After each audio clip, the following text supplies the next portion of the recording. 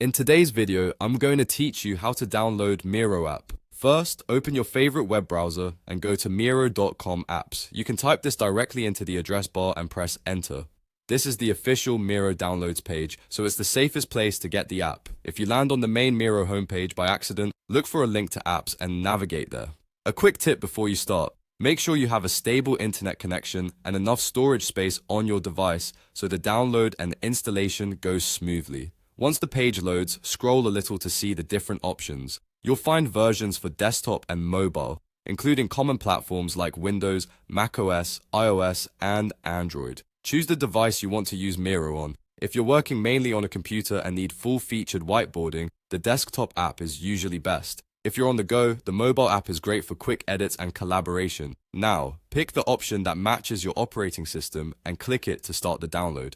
On desktop, your browser will typically begin downloading the installer automatically and you'll see it appear in your downloads bar or folder. On mobile, you'll be redirected to the official app store for your device, where you can tap Get or Install. If the download doesn't start, try refreshing the page or checking your browser's download permissions. When the file finishes downloading, open it to install. On Windows, double-click the .exe file, allow any security prompts, and follow the setup wizard. Keep the default options if you're unsure, and click Install or Next until it completes.